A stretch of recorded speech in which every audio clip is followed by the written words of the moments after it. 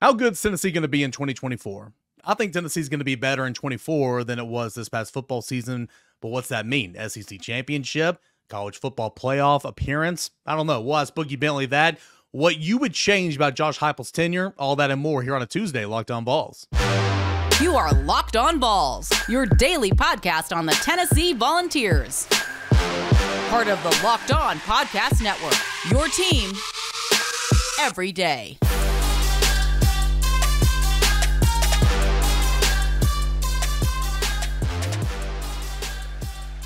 Hey, what's up, everybody? Welcome into Locked On Vols, your Tuesday edition. I'm your host, Eric Kane. Got Boogie Bentley of the Talkin' Vols Network here with me today. Again, disclosure, pre-recording this episode, out on vacation this week, so if anything breaking news-wise happens, we'll get to it on the show next week. But for the next 30 minutes, we're going to talk, of course, Tennessee football. Boogie, what's up, brother?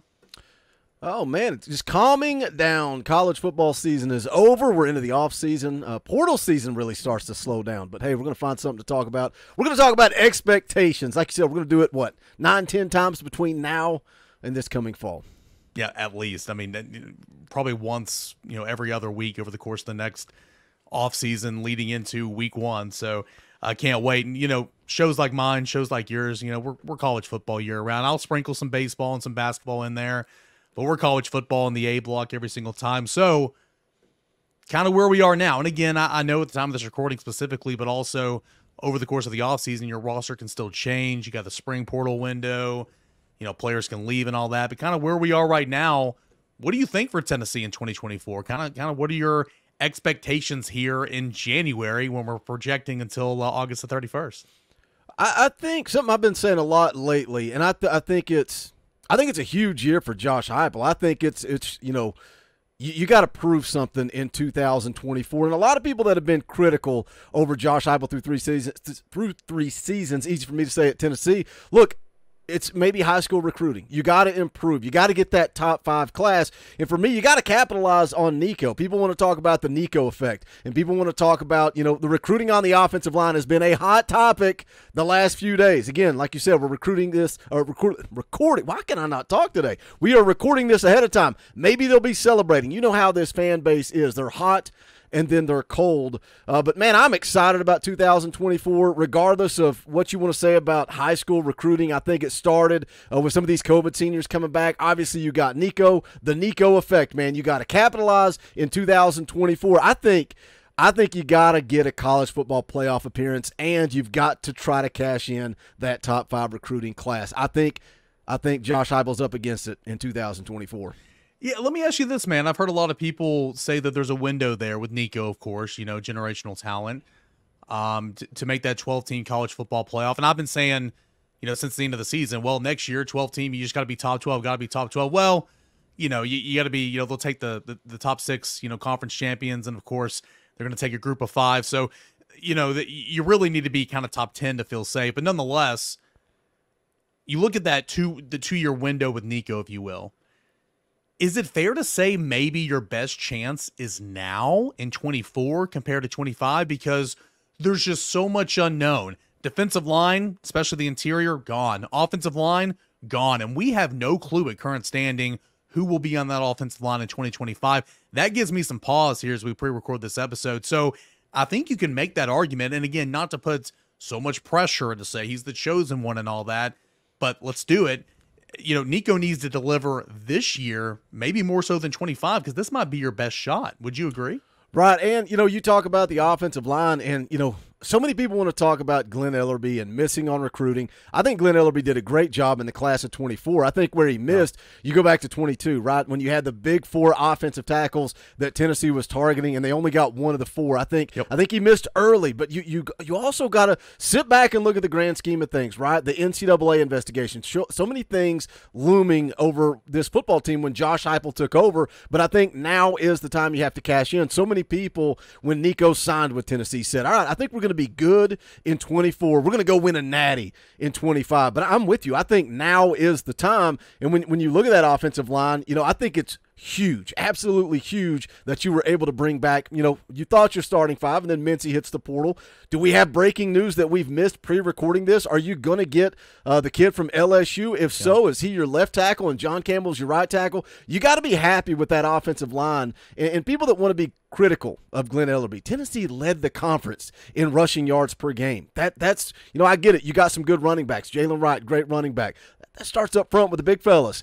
You're going to be missing some depth. You got to stay healthy. Look, that's college football, right? You could say that every year. You have to stay healthy. But I think if you're going to capitalize on Nico, you got to show it. And we got a little glimpse in the bowl game. There's all the hype around Nico. He comes out. I thought he looked great. It seems like there's polar opposites here. Either he's the next, he's the next Peyton Manning. As you said, Hendo Cinco dubbed him the chosen one. It's been written, so it must be true. I think Nico looked good. I thought he looked good in the bowl game. People want to be hot or cold on it and say, well, he only threw for 1 touchdown, didn't throw for enough yards. You did what you needed to do to go be the top 5 Iowa defense. And what would he put 3 in on the ground? I think he's going to open up this offense. You want to talk about the inefficiencies on the offensive line? Look who was out there. Look who was out there in that bowl game against a top 5 defense. You gotta look at the grand scheme of things. But I think if you're going to capitalize, if you're going to go get some recruits, and there's some big ones, man. There are some big ones on the board. Again, do we have breaking news while we're recording this? I don't know. Is George McIntyre coming to Tennessee? Do you have the next big quarterback already in the boat? Because I think he's a big part of it too. You got Nico on the field. You got GMAC coming in the class of 25. I think that sets you up for a big recruiting year for the class of 25. Yeah, man, it's funny you mentioned that because by the time this episode plays, GMAC might be making his decision. I'm expecting again, guys out of the country, got to do what you got to do, right? At the time of this recording, I'm expecting GMAC to make a decision within the next 2 weeks. And, at current standing, I like Tennessee. I do. Will it be Tennessee? We'll see. But I do like Tennessee. So if you do get GMAC and you're listening to this episode and GMAC's already committed, or maybe he chose Alabama or whatever, if he does pick Tennessee, who's he bring with him? I think that's a big reason why Tennessee, maybe that window could not be as shut in 25 compared to 24 for reasons we were talking about. Look at Cam Seldon, man. What did you think of Cam Seldon in his first true action? I've said it a couple of times. Dylan Sampson literally had the quietest 133-yard, 20-carry performance I've ever heard of. But he was phenomenal in his first start. You got Nico, of course. You talked about the offensive line. But that run game, Tennessee's at its best when it's running the football. What'd you think about the new 1-2 punch in Sampson and Seldon? I like it. I like Seldon. I like his size. I like his speed. I like the way they went under center, right? They went to the I form, third and short. He converted it. I like that. I think the future's bright for Cam Seldon. I think we're about to see the cheetah unleashed. Everybody's been wanting to see it. Everybody's been begging for it. I've disagreed with some people. I think Jalen Wright was the best running back on this team last year. And I think he proved that. And again, that's no, sorry to cut you off, that's no disrespect to Dylan Sampson, but guys, I mean, come on now. Jalen Wright had a phenomenal year, and I think he would have been better if they would have gave him the football more. He had 136 carries. That's it on the year. That's why Tennessee was so good. I like that three-headed monster, but Jalen Wright was the real deal in 23. Having said that, Dylan Sampson's good as well, and Cheetah Unleashed. I can't wait to see that happen as well. I just wonder. I think it was the Kentucky game, late in the game, where Dylan Sampson got hot. How much of that is having fresh legs? And is it better to have a three-headed monster? You got a two-headed monster, right, with Seldon and Dylan Sampson. I'm excited, man. I think I've talked a lot about this roster from 2023 to 2024, and I think you got most of your offensive line back. I'll go ahead and put it out there. If the kid from LSU ends up on this offensive line, now your offensive line's upgraded from 23 to 24. I think your wide receivers are going to be upgraded from 23 to 24. I agree. Tight ends, that's a question mark. That's when I'll sit back and wait. I love the athleticism of Ethan Davis. You went and got the best tight end in the portal. Could they upgrade? I don't know, man. I really like Callie. Really like Jacob Warren. Quarterback position, go ahead and upgraded. Running back position, is it upgraded? You answer that question. So I like a two-headed monster. I love what Tennessee did this past year. I think, Jabari Small was the third. He was the second option, truly, but he was the third thought, right? Everybody was like, right, Sampson. Oh, yeah, you got Small there. Jabari Small had a fine year. Jabari Small had a great career at Tennessee. I wish he would have come back. I really do. I think he would have been huge in this offense in 24. Wish him all the best of luck, I mean, for sure. And I like Jabari. I think he's a good kid. But I think I like a two-headed monster more because, yes, I do think everybody's fresh. I do think everybody's ready to roll, and that's kind of why the dynamic was so good for Tennessee. But also, Dylan Sampson averaged, before the bowl game, Dylan Sampson averaged less than 7 carries a game in SEC play. I mean, that's unacceptable, right? If it was a two-headed monster, you're splitting that like maybe 15 total touches to 12 or 13. It's a little bit more even. So I think will be fine, the dynamic there with Sampson and Selden. I'm excited. I agree with you in terms of the wide receiver. I think you got an upgrade. I think if you are to land Hurd, he's better off than Mincy was when Mincy got here. And I think the upside is unbelievable. And then one more note. We got to take a short break here. One more note on the tight ends. Right now, I would say you're at a downgrade. However, the potential is far exceeding that of Warren and Callie, if that makes sense. Ethan Davis, what he can do and Holden Stays, I believe their ceiling is much higher. It's just Callie came in here and did a phenomenal job. Warren could teach a master's class on how to play this position in this offense. He just knew so much. I think it'll take those guys a little bit to kind of catch up. But when they do, and you look back, I think it could be an upgrade. What would Boogie change about Tennessee football the past 3 seasons with Josh Heupel? I'm going to ask him that when we return right here on Locked On Vols. Stay tuned. We got a whole lot more coming your way. I know we come for a sports escape here, but some crazy realities are there in life, and we need to be prepared for it. So let's take just a minute here to reset. According to the FDA, pharmacies are running out of antibiotics right in the middle of what many consider the worst flu season in a decade. That's scary stuff. I can imagine a more helpless feeling. I don't have kids. Maybe you do. I have a wife. You guys have spouses as well. What if somebody was sick and they needed that medicine, maybe life-saving medicine or just medicine to get better, but due to supply chain issues, weren't able to get it when they needed it? An option for you is the Jace Case. Jace Case packed with 5 different antibiotics that treat long lists of bacterial illnesses, including UTIs, respiratory infections, skin infections, among others. This stuff could happen to you. It could happen to me. Visit jacemedical.com, complete your physician encounter. It'll be reviewed by a board-certified physician, and your medications will be dispensed by a licensed pharmacy at only a fraction of the cost. It's an option for you. It's an option for me. Never been more important time to be prepared. You go to jacemedical.com, use the promo code LOCKEDON for $20 off your order. That's $20 off by using the promo code LOCKEDON. All that and more is at jacemedical.com.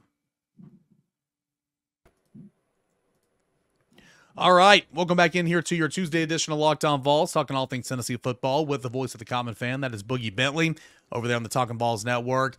25,000 subscribers. I know a couple days ago when we're recording this, you were, I think, 250 away. Where are we at on the chase for 25K? We're right. It is a slow, painful grind. Anytime you're at that milestone, the listeners here on Locked On Vols were sick and tired of, push the 10K, push the 10K. Just that last inch is the toughest. It's the worst. And it's like, I usually don't even pay attention. I just grind out the videos, the live streams, the content, have a good time. I enjoy it. I love it. But when you're trying to get to look, man, I started this thing 8 years ago. 8 years ago, passion project for the love of it, love Tennessee football, and we did it for a long time, and we didn't make any money, and it was not, we never in a million years, when I set up the YouTube channel 8 years ago, did I go, one day I'm just going to do this as a career. It was never that, but, it's 25,000 subscribers is a huge, huge milestone. It's kind of like going to play in golf with somebody.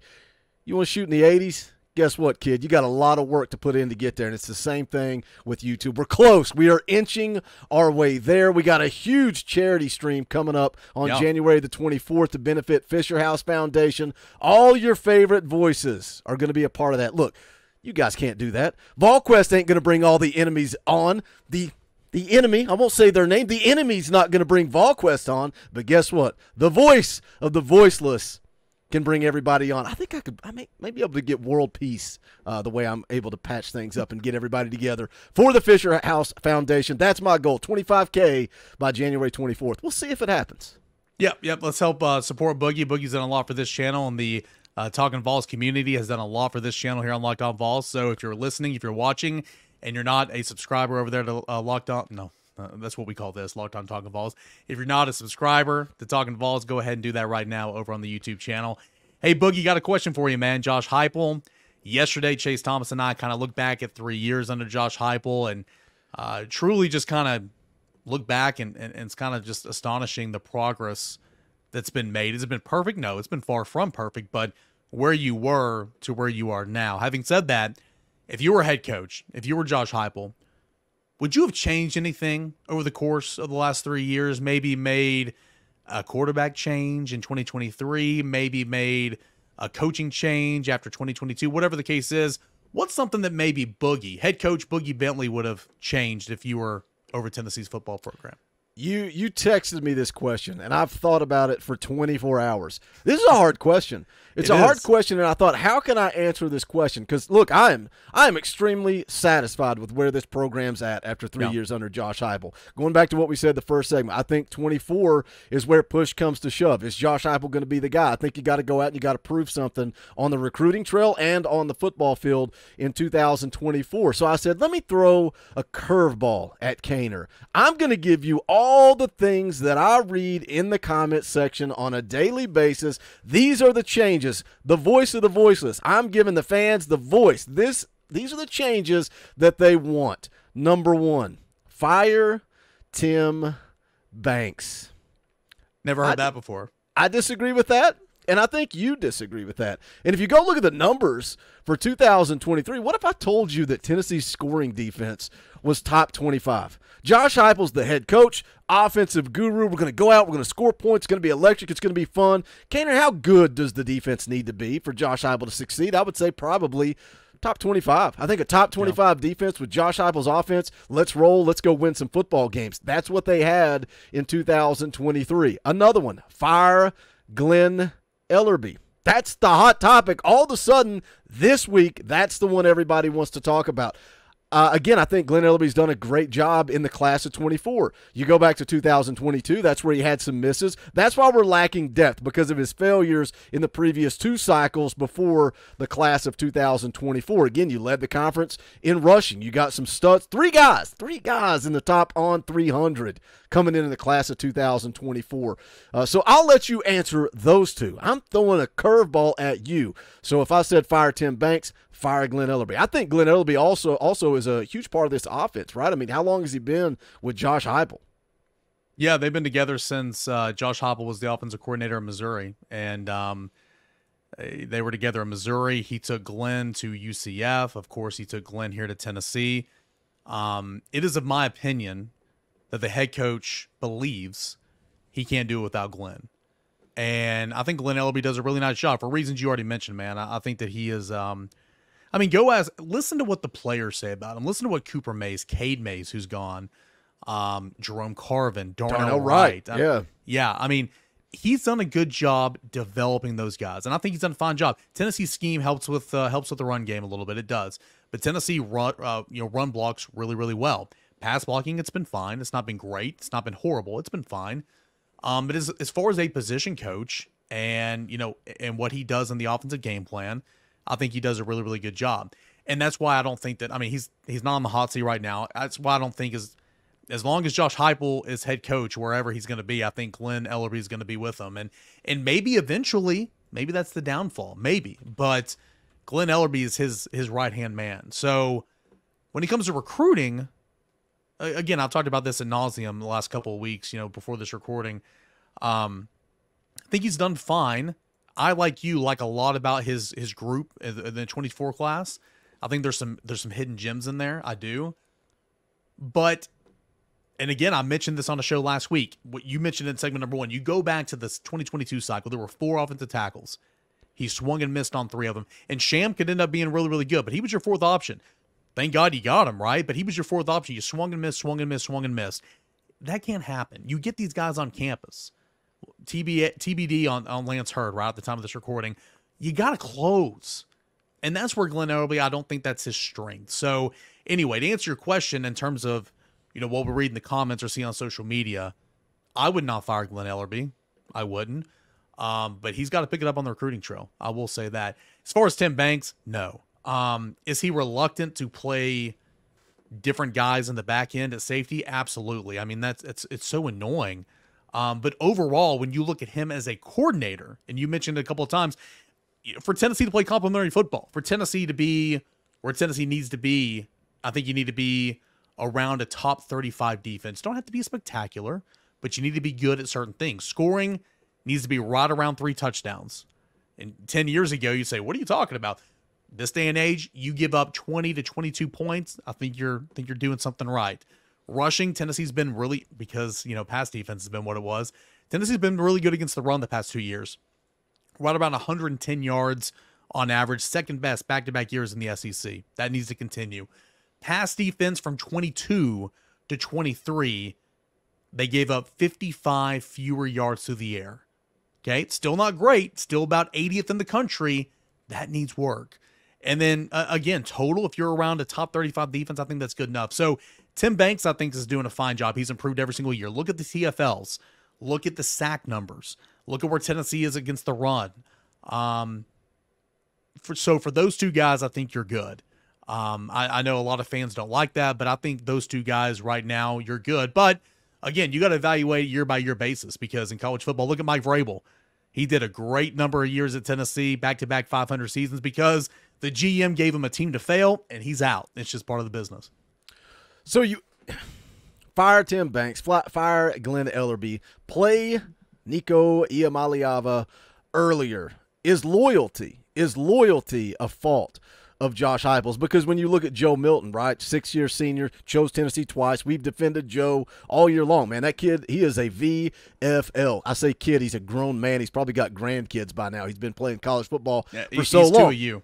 What would you have changed? Yeah, I would never say that to his face. I would never walk up to Joe Milton and say, hey, kid, what would have changed, though, if you had rolled Nico out there, right? That's, we talked before we went live, that was the video that I made. Like, what win-loss-wise, is there any game out there that you think Tennessee wins with Nico? And look at the bowl game, for instance. Everybody that wants to doubt Nico and say, oh, you guys acting like he's the next big thing. Why are you talking about Heisman Trophy?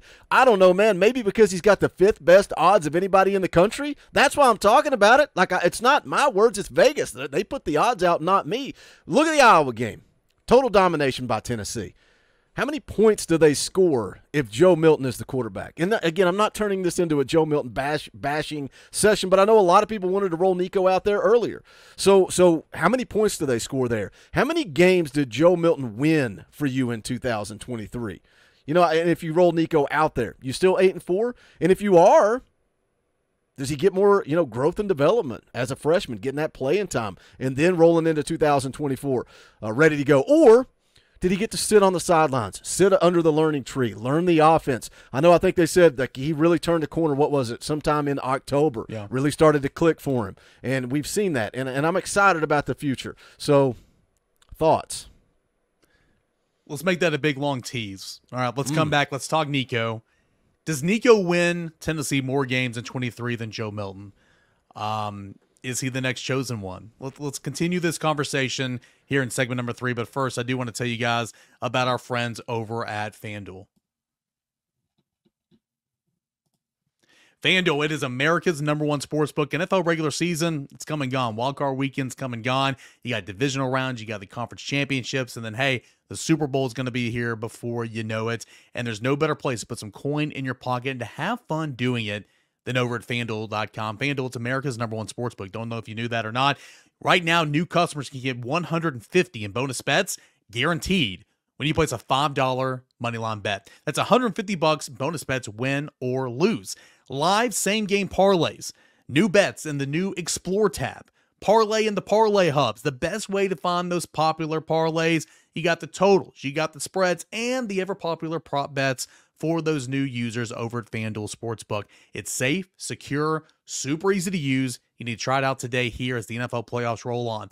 $150 in bonus bets guaranteed when you place a $5 bet. That's at FanDuel.com/lockedon. FanDuel.com/lockedon. It's America's #1 sportsbook. So, Nico, does Tennessee win more games in 2023 with Nico maybe starting earlier in the year than Joe Milton? I don't know, man. I really don't, because we mentioned October kind of being that when it all changed for Nico, like he was starting to like, okay, I really get this offense. Now the Florida game was in September. Alabama was October the 16th, 17th, whatever it was. So I don't know if you insert Nico in those games, if he makes that much of a difference. And then you look at the flip side. Is Nico winning you a football game at home against Georgia? I don't think so. Is Nico winning you a football game on the road on that day against Missouri when Missouri just beat your tail? I don't think so. But maybe things change.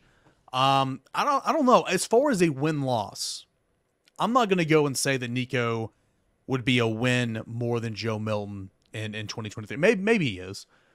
But, you had a disastrous second quarter against Florida. That's why you lost that game. You had a disastrous second half against Alabama. Now with the 20-7 lead, Boogie, and you get Nico in there with his ability to extend plays and run like we saw in the bowl game, maybe that changes some things. Maybe. But you didn't show up for the second half. And then you just got ran through against Missouri and Georgia. So as far as would he account for more wins than Joe Milton, I don't know. But I also don't know if the Nico we saw against Iowa would have been the same Nico if you put him in there against Florida or against Alabama. I'm not sure. Against Texas A&M, I'm not sure, because again, it's a process, and I think he is going to benefit from sitting there holding the clipboard, watching, learning, and you saw a benefit there in the Citrus Bowl. It's been really hard not to say the Orange Bowl this entire process, the Citrus Bowl, and we'll see what he looks like in 2024. Where are you on that? That's kind of where I'm at. Just given Tennessee's losses, I don't know how much of a difference he would have made. Maybe he would have, but maybe in the Alabama game with that lead, that's the one I'll kind of go with. But Missouri beat your butt in. So did Georgia. And Florida, I don't know if he would have been ready. Yeah, especially when you look, it's all the butterfly effect, right? You look back, who did they not have in that Florida game? They didn't have Cooper Mays. Yep. Who is Nico's comfort blanket? Who was his comfort blanket in the bowl game? It was Cooper Mays. So I'm with you. When I talked about it, I said I still think Tennessee goes 8-4. I still think that's the record. So the question then becomes, who would have benefited more? Would Nico have benefited more, by playing in those games? Or would he benefit more by sitting on the sidelines and not having that stress or pressure on him? But look, let me tell you something. There's a kid, if there's any kid in the country that can handle the pressure, the stress, it's Nico Iamaleava. I'm so excited about his future, and so many people that are doubters and haters. Well, how do you know? I don't know. It's about the people that I surround myself with. And if you've never tuned into the Talking Vols Network, we got a direct connection to Nico. And Coach Jay, who's coached football out in California, his mentor coached Nico. His mentor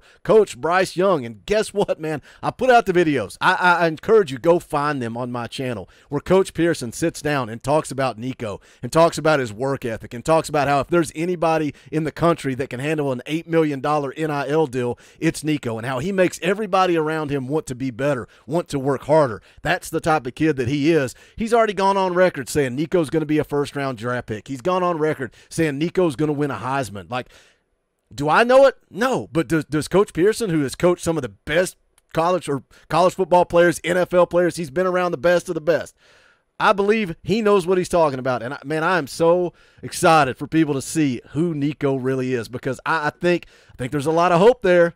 And maybe there's a little bit of hope here, but, man, I truly think he is the chosen one. Thank you, Hendo Cinco. He's the chosen one. Hey, what got me fired up about that is they called 2 quarterback design. Now, it's a defense against Iowa, a defense for Iowa that gave up 4 rushing touchdowns all year long. Really stout against the rush.